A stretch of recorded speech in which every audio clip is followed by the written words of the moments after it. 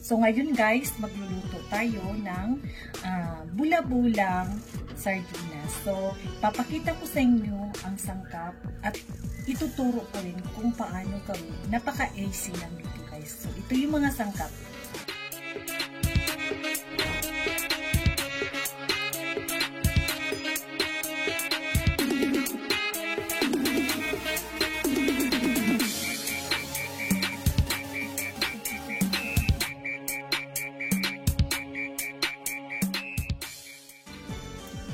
Onion or sibuyas, itlog, at syempre yung sardinas.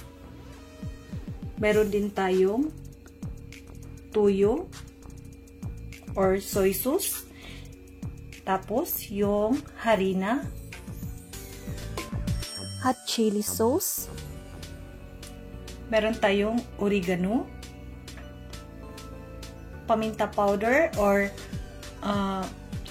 black pepper, konting salt, at sugar. So, ayan guys, umpisahan na natin yung pagluluto.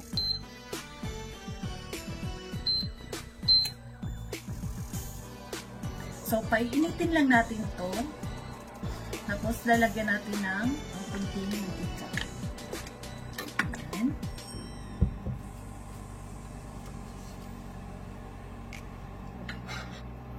Tapos, ilalagay ko yung sibuyas or yung onion.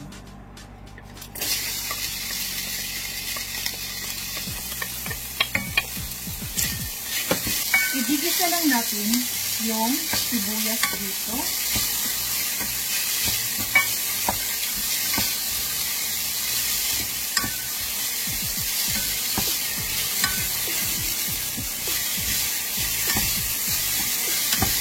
Tapos, isusunod natin yung sardinas. Nakikita nyo guys, hindi ako naglalagay ng bawang.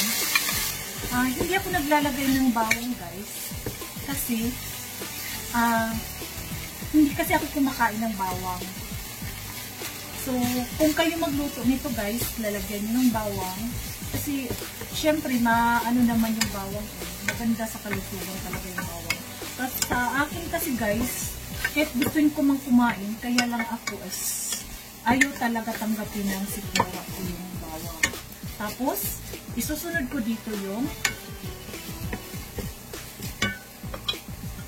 itong oregano. So, i-ano ko lang, lalagyan ko ng konting oregano. So, kung wala naman kayong oregano guys, wala namang problema. Tapos, yung paminta.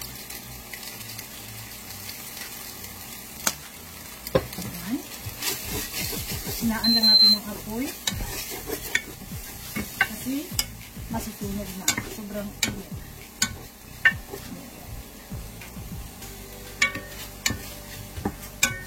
So guys, tapos lalagyan natin ng kunting asin. Ayan. Lalagyan natin ng kunting asin.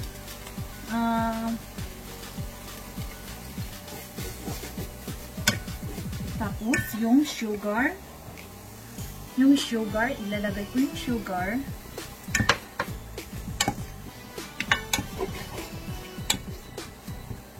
Tapos, yung soy sauce. Kunting-kunti lang. Ayan.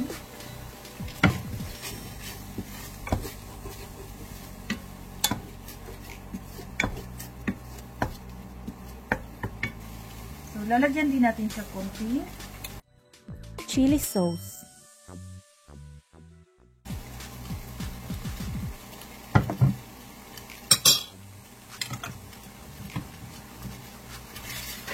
So, ito. Ang bango. Tapos, isusunod natin ngayon yung itlog. So, last ko nilagay yung itlog.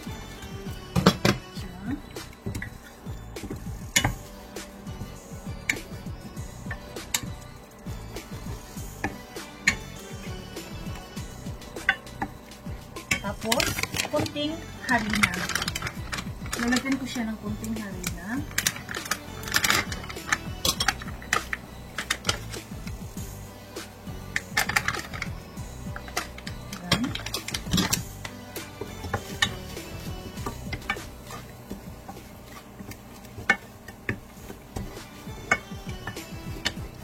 So, lalagyan ko pa siya kunti ng harina, guys.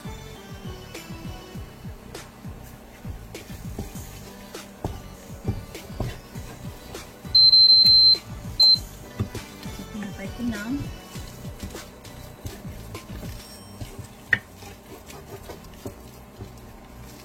So, ito na siya, guys. So, ngayon, ilalagay ko na siya ngayon sa... So, ita-transfer ko lang to siya dito sa malinis na lagayan.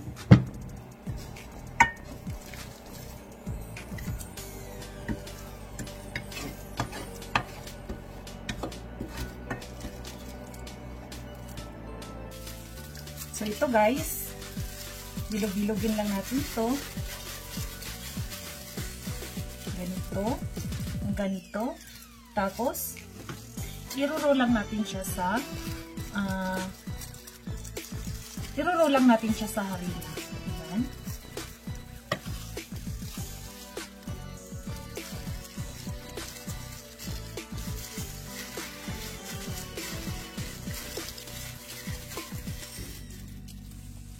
Same procedure. Roll doon sa sa harina.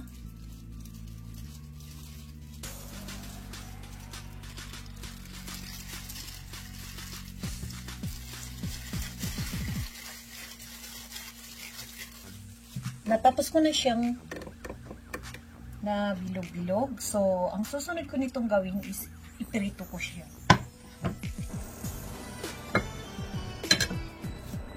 So, painitin lang natin to guys. Tapos, lalagyan natin siya ng mantika.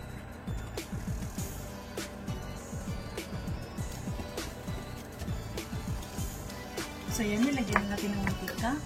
So, dahil prito to guys, kailangan ng maraming mantika.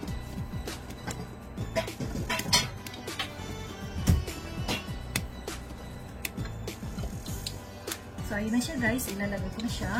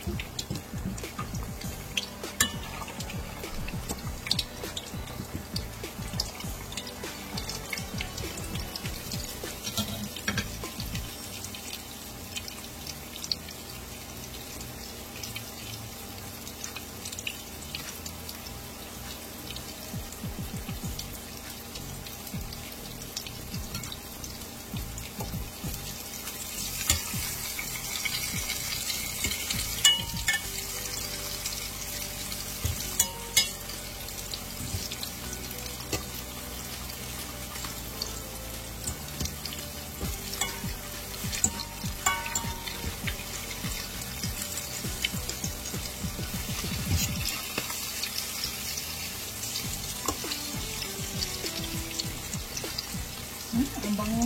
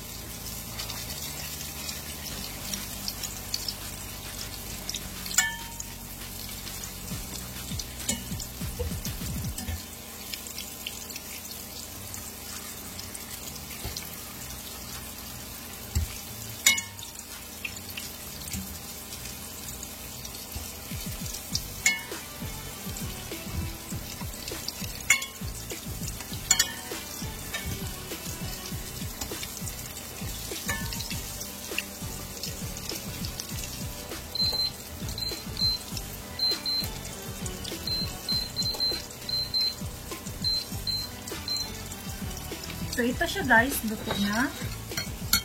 So, ilalagay ko na siya dito sa strainer.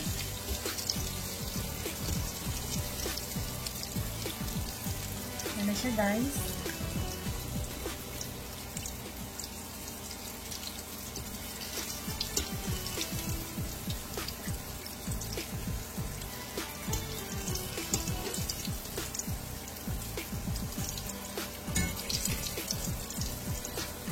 Ito siya guys. Tadan! So, ilalagay ko siya sa strainer para mawala yung mantika.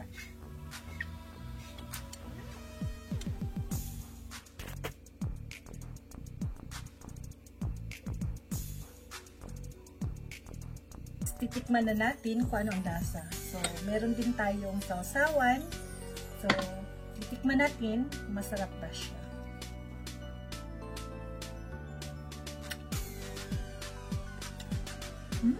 Ang sarap niya guys. Sobrang sarap. Hindi mo akalain na ito ay isang sardinas. Masarap siya guys kasi medyo maanghang. Sarap. Sarap niya.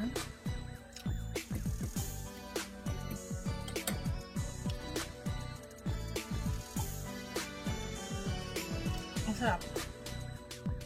Grabe, ang sarap sobrang.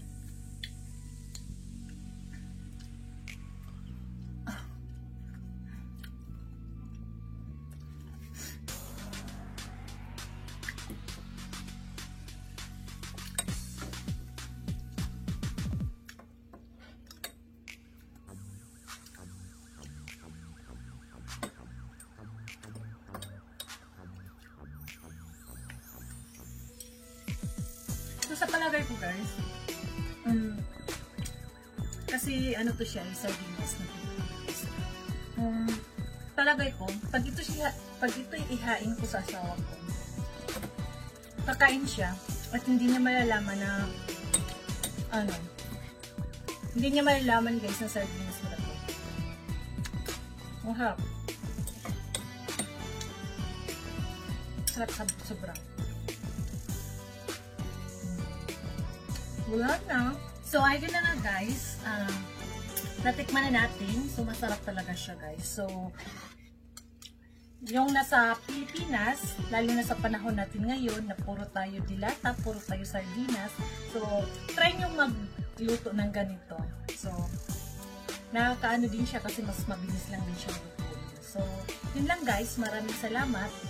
At sana, nagustuhan nyo to at sana, matry nyo rin itong ganitong recipe. So, maraming salamat sa panonood at kung hindi pa kayo nakasubscribe sa channel ko, please do subscribe at pakipindot na rin yung bell button para ma-notify kayo sa susunod kong mga videos. Please like and share na din. So, salamat. Ingat tayo lagi. God bless us always.